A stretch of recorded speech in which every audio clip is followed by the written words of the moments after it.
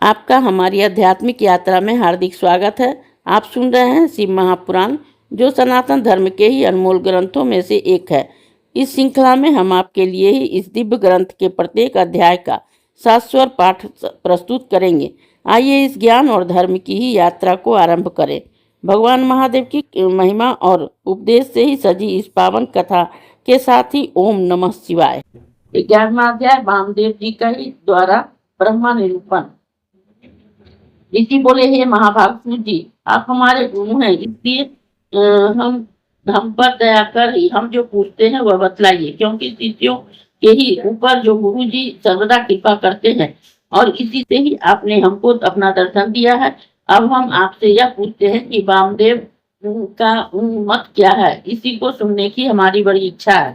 तब उसके यह वचन सुनकर ही गुरुओं के परम गुरु महादेव जी को ही त्रिलोक जननी को भक्ति पूर्वक नमस्कार कर रोमांचित शरीर से हो सूर्य मुनियों को प्रसन्न करते हुए इस प्रकार गंभीर वाणी में बोले, मुनियों, आपका मंगल हो, आप सर्वदा सुखी रहें, क्योंकि आप सबकी मति सर्वदा ही शिव भक्ति में ही तत्पर है। आपसे बहुत पहले जो विचित्र वार्ता मैंने आपसे गुरु के मुख से ही सुनी है, वही आप सब शिव भक्तों के समक्ष कहता हूँ। मन लगाकर सुनिए। पहले रथंतर तल्प में ही वामदेव नाम के ही मुनि हुए, जो कि गर्भ से उत्पन्न होते ही स्वयं ज्ञान जानने वालों के गुरु हुए।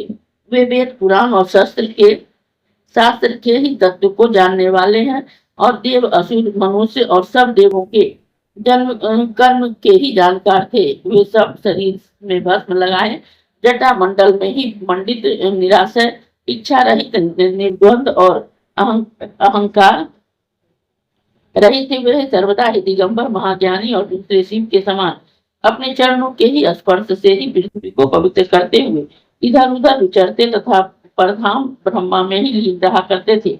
उन्होंने ही एक समय से मेरु से दक्षिण कुमार शिखर पर जाकर स्कंद से भेंट किया, जहाँ स्कंदी नामक सागर के समान एक सरोवर है और जिसका जल ठंडा और बड़ा ही स्वादिष्ट है।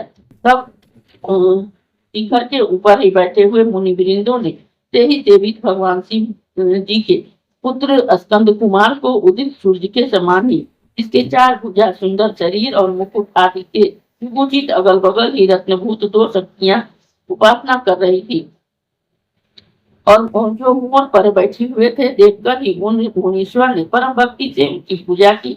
हाथ जोड़कर एक दिव्य स्रोत से ही बड़ी स्तुति की। तो ही महेश्वर प्रभु स्कंद जी प्रसन्न होकर ही बोले कि हे मुने, मैं तुम्हारी पूजा से प्रसन्न हूँ। तुमने जो यह प्रेम भक्ति से मेरी स्तुति की है, उसके लिए मैं तुम्हारा क्या प्रिय करूं, क्योंकि आप जैसे योगियों में मुख्य परिपूर्ण और निष्प्रिय हो इस लोक में ही कुछ भी प्रार्थनीय नहीं है।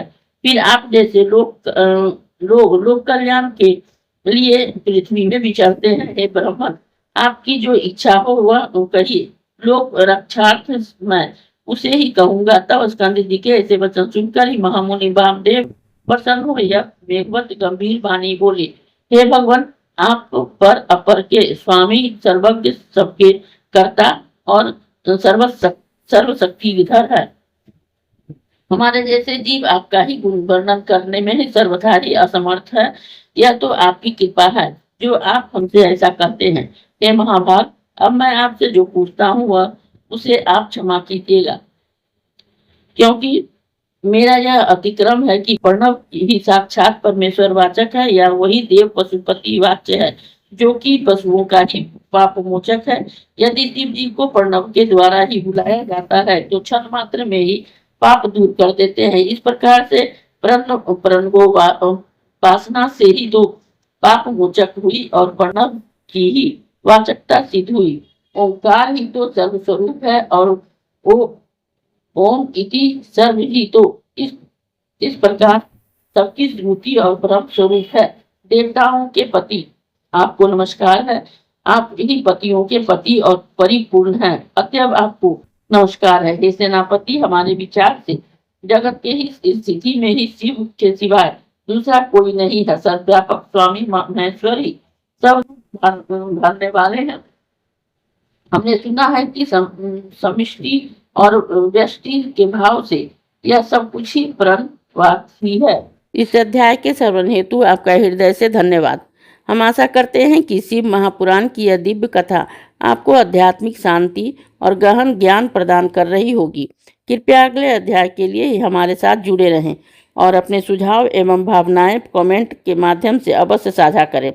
धर्म, भक्ति और ज्ञान की इस पावन यात्रा में आपका साथ हमारे लिए अत्यंत मूल्यवान है। ओम नमः शिवाय। यदि यह प्रस्तुति आपको पसंद आई हो, लाइक करें, कमेंट करें, सब्सक्राइब जरूर करें, बेल आइकॉन दबाना ना भूलें ताकि अगला अध्याय आपसे छूटे नहीं। और इस पावन ज्ञान को ही शेयर करें अपने परिवार और मित्रों तक।